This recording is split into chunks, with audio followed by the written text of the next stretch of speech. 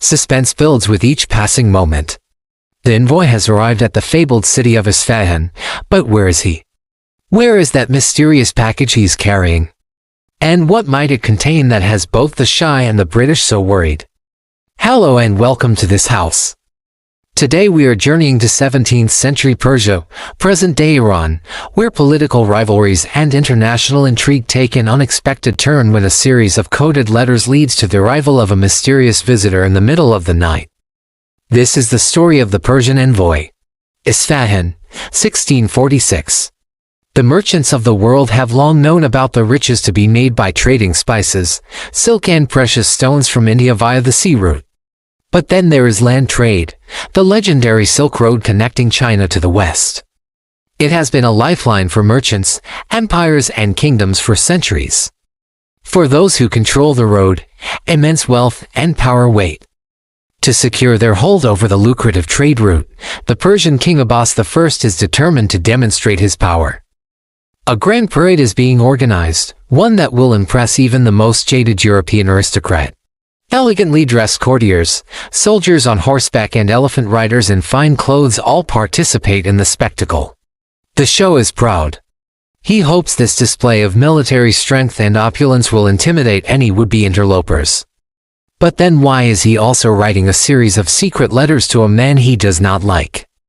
The Shah's letters are addressed to Sir Robert Shirley, the British ambassador to the Ottoman Empire. For years, England had sent ships to the Persian Gulf to buy silk and other luxury goods and then resell them back home for a tidy profit. But England wasn't alone. Portugal was also involved in the trade, and their rivalry with England was growing. In 1639, the Portuguese Viceroy of India captured 2 English ships filled with silks, causing tensions to rise.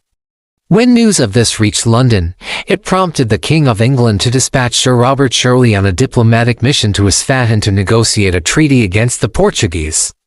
The Shah, however, viewed Shirley's presence as a threat and plotted to get rid of him before the Englishman could make any headway.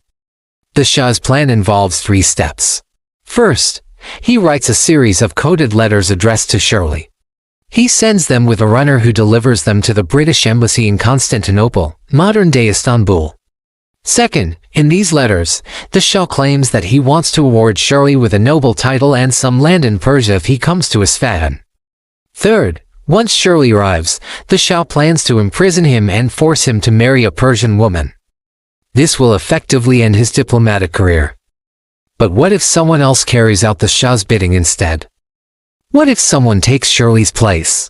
The Shah decides to send his own envoy to Constantinople to bring the Englishman to Isfahan. The journey from Isfahan to Constantinople is arduous and fraught with danger, especially since the runner must deliver the coded letters personally to Shirley. If anything happens to him, the entire plan will collapse. So, who does the Shah choose to carry out such a risky mission? His choice is the most unlikely of candidates, Haji Abdal Hossain, a former slave whom the Shah has just granted freedom. Now, the former slave must navigate hostile lands, evade assassins, and ensure that the Shah's wishes are carried out. To help him on his way, the Shah equips Abdal Hossain with a scroll containing further instructions, which the former slave keeps around his neck. Meanwhile, in Constantinople, Shirley receives the coded letters and is confused by them. After all, he is already married. Why would the Shah want him to come to Isfahan? Nonetheless, he decides to play along. Shirley knows that as an Englishman, he is vulnerable in the Ottoman Empire, and he doesn't want to risk offending the Persians. So, he agrees to go to Isfahan. But he is not going alone. He brings a friend along, a man named Peter Mestrikov, a Cossack adventurer in the service of the Russian Tsar. Mestrikov has traveled widely and has valuable skills in sword fighting and survival, something Shirley will need on his journey to Isfahan. Meanwhile, back in Persia, Abdal Hossain has finally arrived in Constantinople and delivered the coded letters to Shirley. Then it's time to return to Persia. But trouble is brewing. As Abdal Hossain prepares for the trip, he finds himself under the watchful eyes of 2 English spies who suspect that he is up to no good. They follow him around the city and warn him not to deliver any important messages to Shirley.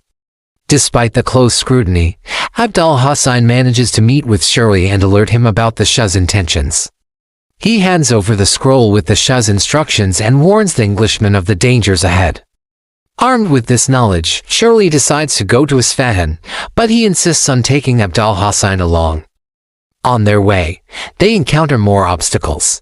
Their first stop is in Vienna, where they spend a month recuperating. Abdal-Hussein uses this time to recover from an arrow wound and prepare for the rest of the journey. But the spies following them are not far behind. They continue to monitor Shirley and Abdal-Hussein, determined to uncover their mission. As the two travelers near Isfahan, the situation becomes increasingly tense. They are surrounded by mountains and Abdal-Hussein's horse falls ill, forcing them to find another mount. During their journey, Shirley becomes suspicious that one of their guides is actually a spy sent by the Shah to kill him. When they reach a village, Shirley decides to leave the horse and go to Isfahan on foot. The guide protests, but Shirley is adamant. Little does Shirley know that the guide is actually loyal and is trying to protect him. Upon arriving in Isfahan, Shirley is met with a magnificent sight, a grand procession that welcomes him into the city. He notices that many foreigners are among the crowd, including two Englishmen, one of whom is the same spy who tried to kill him on the road.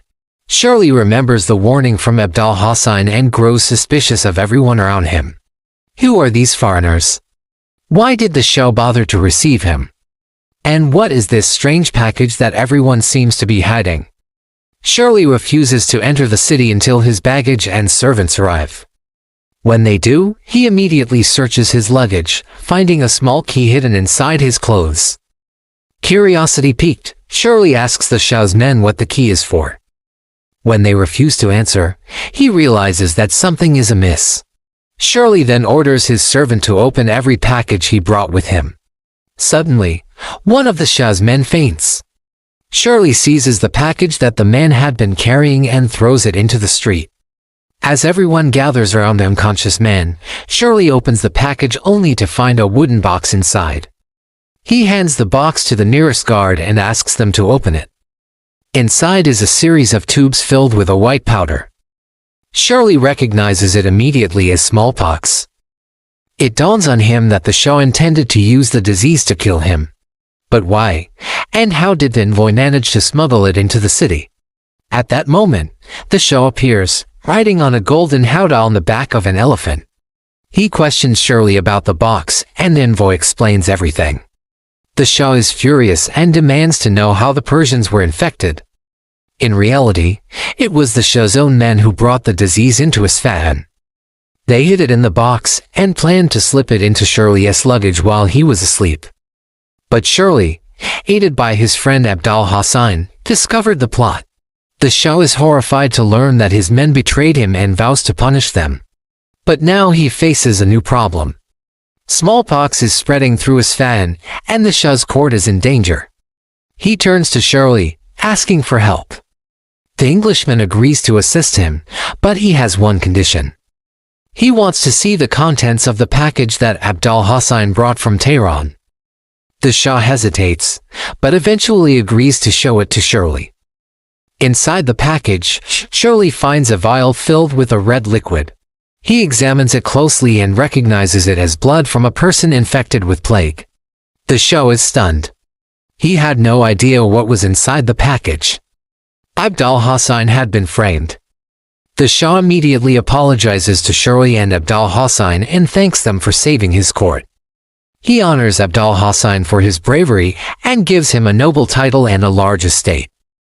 Shirley, on the other hand, gets exactly what he wanted, a demonstration of the Persian Empire's wealth and power. And as for the spies sent by the Shah, they are put to death. The mystery of the Persian envoy has been solved. But the story doesn't end there. The events depicted in this video are based on real historical events, but the characters are fictional. In January of 1807, an unassuming Persian man arrived in Paris. He was neither rich nor famous, but his meeting with Napoleon would change the course of history forever.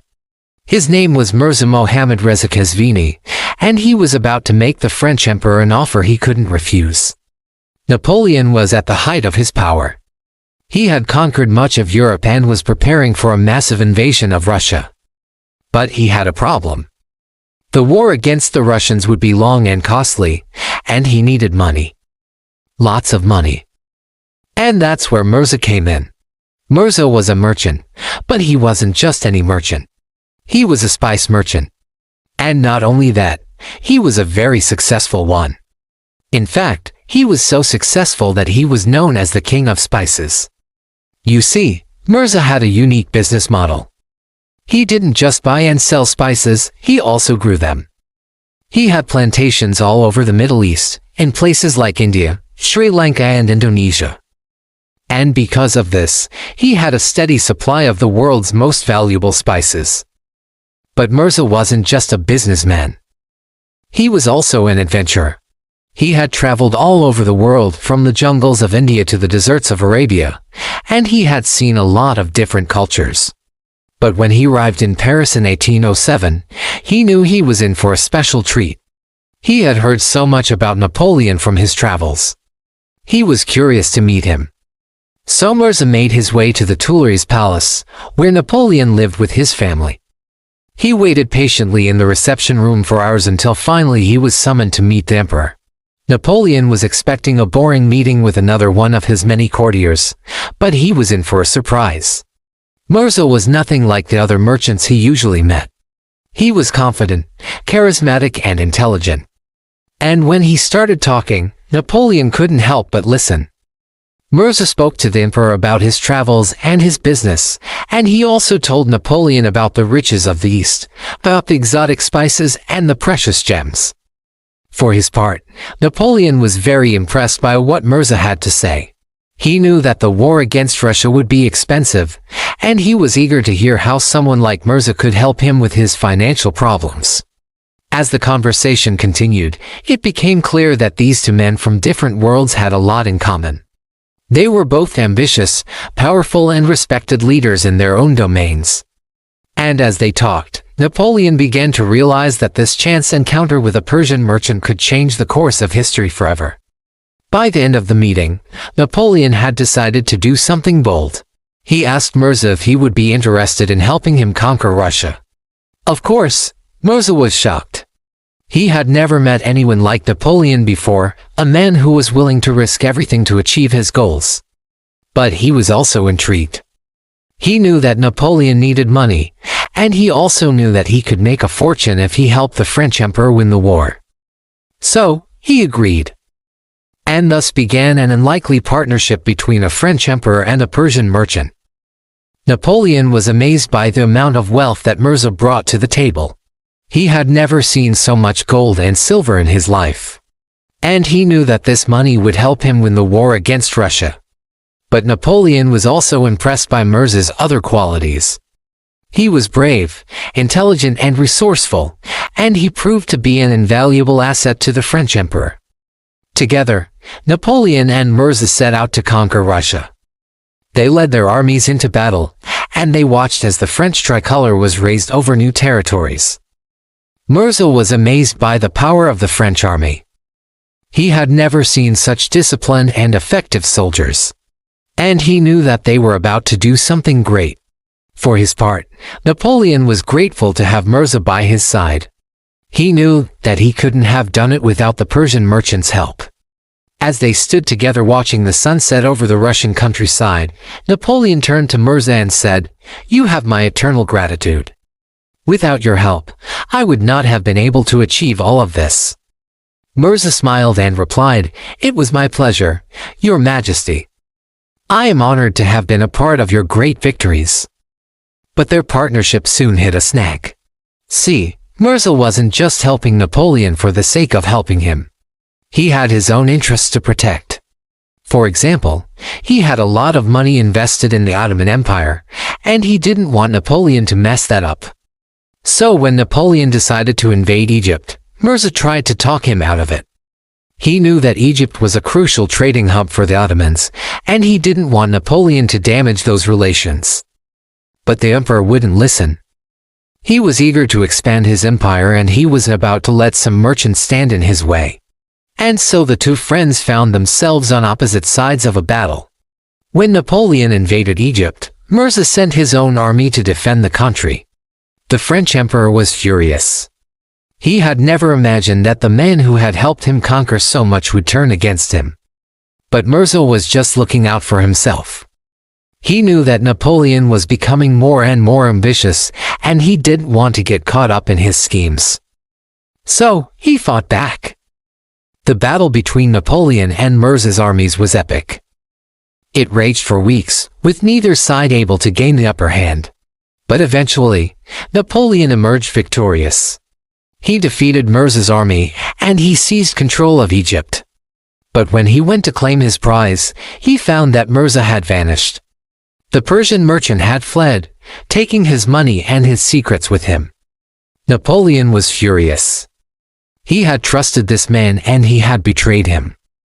But there was nothing he could do. Mirza was gone and all that was left was a bitter taste of revenge. As Napoleon stood looking out over the Egyptian desert, he couldn't help but feel a sense of foreboding. He knew that he had made a grave mistake by angering the one man who knew too much. Mirza had access to secret trade routes, hidden treasures, and powerful allies. And now Napoleon had just made him an enemy. The French emperor had won the battle, but he had lost the war. Back in France, people were starting to turn against Napoleon. The war had been expensive, and the people were tired of the fighting. And when Napoleon came back to Paris, he found that his throne was in jeopardy. He was forced to flee and his empire collapsed. As for Mirza, he lived the rest of his life in luxury. He had accomplished what he set out to do, protect his interests and secure his future. Napoleon might have won the battle in Egypt, but Mirza had won the war. Napoleon and Mirza's relationship is a fascinating one. At first, they were close allies, working together to achieve great things. But then their partnership fell apart, and they found themselves on opposite sides of the battlefield. Their rivalry teaches us that even the closest relationships can turn sour and that our alliances are often based on convenience rather than loyalty. Their story is a cautionary tale about the dangers of unchecked ambition and the importance of knowing when to walk away from a bad deal. Napoleon's decision to invade Egypt cost him everything, while Mirza's willingness to walk away from a sinking ship saved him a fortune. Ultimately, their story is a reminder that we should always be careful who we trust and never underestimate our enemies. After losing the Battle of Waterloo and being exiled to the remote island of St. Helena in the South Atlantic, Napoleon was desperate for some distraction. One day, he started reading a book about ancient Rome and became fascinated by the Roman army's military campaigns. He even started making plans for his own military campaigns, which he hoped would one day restore his power and glory. But as months turned into years, Napoleon's hope for a comeback faded. He realized that he would never again have the opportunity to lead an army or rule an empire. So, he threw himself into writing instead. He wrote about his early life, his rise to power, and his experiences as emperor. Napoleon died in 1821 at the age of 51. He had been exiled for 6 years and had spent most of that time alone in his small cottage on St. Helena. He was buried on the island, and his remains were kept in a simple stone tomb. However, in 1840, Napoleon's remains were returned to France and placed in a grand tomb at Les Invalides. Since then, Napoleon has become one of the most famous and revered figures in French history, and now you know why a Persian merchant saved Napoleon's life. If you enjoyed this video, please leave us a thumbs up and subscribe so you don't miss out on future historical tales. Mirza Abu al-Hasan Khan, a Persian diplomat who lived from 1694 to 1768, was one of the most important figures in his country's history. He successfully managed to transform Persia's relations with Russia and France to major European powers by skillfully exploiting their rivalries. During his lifetime, he was highly regarded by both Russians and French as the main agent of their foreign policies towards the Ottoman Empire. But how did he manage to achieve this? And what were the consequences of this for Persia? These are the questions we're going to answer today. So make sure to watch the video till the end. Mirza Abu al-Hasan Khan was born in 1694 in Tabriz, the capital of Iran at the time. His father held an important administrative position in the Azeri province of Iran, which gave the young Mirza access to some of the most powerful men of the era. By the time he was 20 years old, Mirza had already mastered the art of diplomacy and was serving as an ambassador in the Ottoman Empire. 7 years later, he returned to Persia as a celebrated hero after managing to secure a peace treaty between the Ottomans and the Afsharid dynasty of Persia. The treaty marked the end of a decade-long war, restoring peace and security along the Persian-Ottoman border.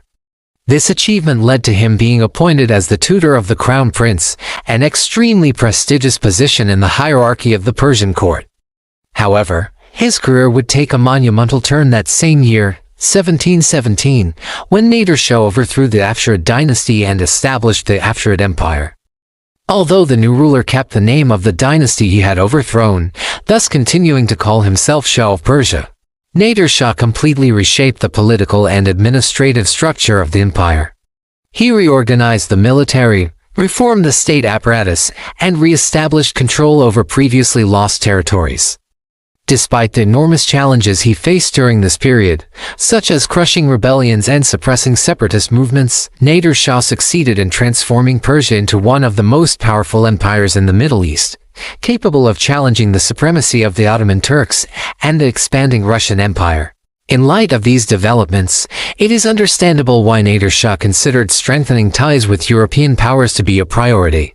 In particular, he focused on establishing good relations with the major powers, Russia and France, with the aim of countering the influence of the British East India Company and the Kingdom of Sweden and the region. At that time, both Russia and France saw Persia as a potential ally against their common enemy, the Ottoman Empire. As a result, they were eager to normalize diplomatic relations and form an alliance with the new Persian ruler. However, neither country had any experience in dealing with the Persians or the intricacies of the region. This lack of understanding made it difficult for them to effectively engage with Nader Shah, who was known for his cunning and manipulative tactics. Recognizing this opportunity, Mirza Abu al-Hasan Khan, who was fluent in Russian and Turkish, stepped forward and played a pivotal role in shaping the relationship between Persia and the two European powers. In 1722, Nader Shah sent him as his ambassador to Moscow to establish formal diplomatic relations and seek an alliance against the Ottomans. When Mirza arrived in Russia, he brought with him gifts worth 10 million silver rubles, an enormous sum at the time, including precious stones, carpets, shawls, and other luxurious items. These gifts were designed to impress the Russian nobility and demonstrate the wealth and power of the Persian Empire. They certainly achieved this goal, but they also served as a symbol of the mutual respect and admiration that existed between Russia and Persia. The establishment of diplomatic relations between Russia and Persia marked a significant shift in the balance of power in the Middle East. With the support of Russia, Nader Shah felt more confident in his decision to invade the Ottoman Empire in 1736. During the Russo-Persian War, Nader Shah led his troops in person, showcasing his brilliant military tactics and securing decisive victories against the Russians. By the end of the war in 1740, he had successfully defended his empire and forced the Russians to withdraw from his territory. However, despite the conflict, Nader Shah still saw the value of maintaining good relations with Russia. To achieve this, he decided to marry his daughter to the recently enthroned Russian Empress Ivanovna. The marriage alliance symbolized the commitment of both empires to end the conflict and work together for peace and stability in the region. Following the wedding, Nader Shah granted his son-in-law, the Russian Khosrow Ivan VI, the title of the Prince of Persia, a gesture that highlighted the close ties between the two empires. Meanwhile, across the Caspian Sea, there were rumblings of discontent from Nader Shah's longtime ally, France. In 1740, the French monarch Louis XV revoked the Edict of Nantes, which had previously granted limited religious tolerance to French Protestants. This action aimed to suppress Protestantism within the kingdom and solidify the dominance of Roman Catholicism. However, this policy decision caused tension in French-speaking Switzerland, where many Protestants lived, and resentment towards France grew among the Swiss Protestants, who had been granted religious freedom. In response, a group of Swiss Protestants led by mercenary Jean-Jacques Burgoyne appealed to Nader Shah for assistance in their struggle against the French king. Intrigued by this opportunity to expand his influence in Europe, Nader Shah accepted the appeal and assembled a military force of 50,000 soldiers to support the Swiss Protestants. In 1743, this army marched into Switzerland with the goal of ending the French monarchy and establishing a Protestant republic. However, the campaign was ultimately unsuccessful and the army was defeated, forcing Nader Shah to sign a peace treaty with Louis XV that allowed the French king to retain his throne and maintain control over his territory. The reasons for the failed campaign are complex and include logistical problems, internal conflicts within Nader Shah's army, and the intervention of other European powers who feared the consequences of a successful French invasion. Nonetheless, the campaign highlights the extent to which Nader Shah was willing to go to achieve his diplomatic goals and the risks he was willing to take to protect his allies. Despite the setback in Switzerland, Nader Shah continued to cultivate good relations with France. In fact, during a reception in 1743, he declared his commitment to the Franco-Persian alliance and expressed his desire to send an embassy to Paris. The following year, he sent a letter to Louis XV proposing a formal alliance against the Dutch, Portuguese and British. While Louis XV never responded to this proposal, Nader Shah's intentions were clear. He wanted to strengthen ties with France and create a powerful coalition against Western imperialism in Asia. In 1747, following a decade of rule, Nader Shah was assassinated by his own son, Reza. Upon assuming power, Reza continued his father's legacy of maintaining good relations with Russia and France.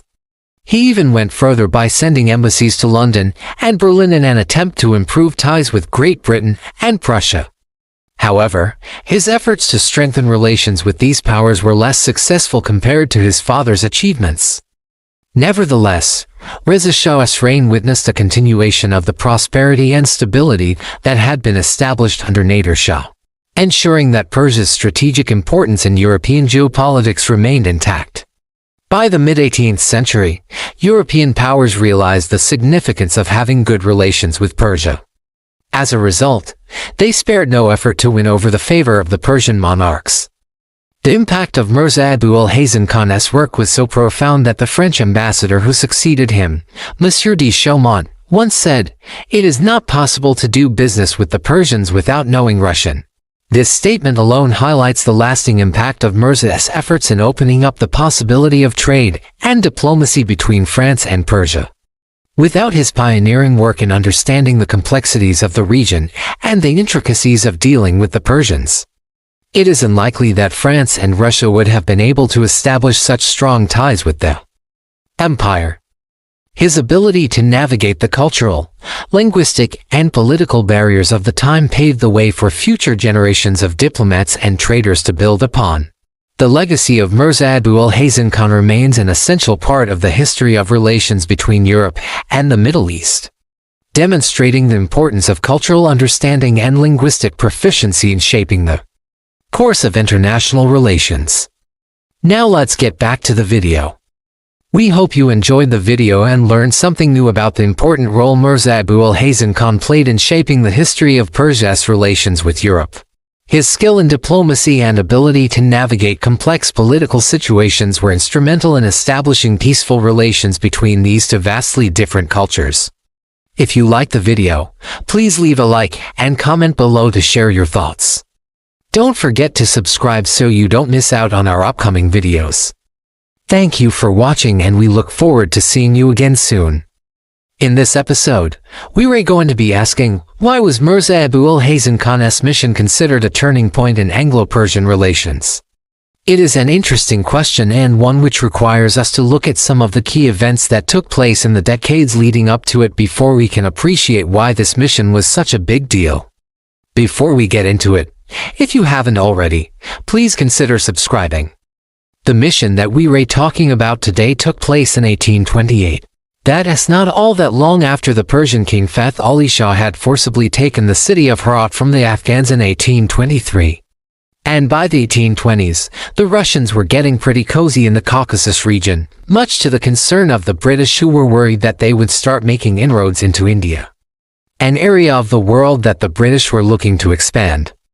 So, with Russia and Persia both located near their huge, sprawling empire, the British got nervous when the Russians started creeping closer. And even though the British had an alliance with the Ottomans, they weren't so confident that that would be enough to stop the Russians. And so, in order to try to ensure that their northern frontier remained secure, the British decided to reach out to Persia and make an alliance of their own. However, as the great scholar of modern Iranian history, Professor Nikki Ronda points out, the British did not really know how to go about making alliances with other states. And so they tried to dictate terms rather than negotiate them. The result was that the Persians never really felt like the agreement was equal, and thus they didn't feel bound by it. Let me read you a couple of quotes from Professor Ronda's book, The Peacock Throne. This is a brilliant book, and I highly recommend it. But here's what she writes. The British came to the negotiations hoping to establish a firm alliance against Russia and obtain control of the Persian gunboats which might threaten British India. They also hoped to end the slave trade in the Persian Gulf and curb the activities of Persian merchants who traded in opium. The Persians, on the other hand, hoped to gain recognition of their sovereignty over the independent khanates of the Caucasus, the opening of a British consulate in Tehran, and the conclusion of a non-aggression pact that would permit them to pursue an independent foreign policy. As you can see, the two sides had very different goals going into these talks, and there was no way that those differences were going to be bridged. And so when the British received word that the Russians had made a deal with the Ottoman Empire, they tried to speed things along by sending a mission to Tabriz, the capital of Iran, led by the aforementioned Mirza Abu al-Hasan Khan. Mirza Abu al-Hasan Khan was born in 1789 and died in 1840. He was a member of the clergy, but he was also an experienced diplomat who had previously served as the representative of the Qajar ruler Aga Mohammed Khan to St. Petersburg. During his time there, he learned Russian and converted to Christianity, although he continued to pray as a Shia Muslim 5 times a day. Some have speculated that this dual identity as a Muslim convert and a Russian speaker gave him special insight into the two cultures and helped him perform his mission. Anyway, he set off for Iran in April of 1828 with a fairly hefty list of demands. However, when he arrived in Tabriz, he was informed that the Shah was away on campaign, having just invaded the Ottoman Empire. And so Abu al-Hasan Khan waited around until August when the Shah returned from his campaign, and then presented him with the demands of the British. However, he was given a pretty frosty reception and things only went downhill from there.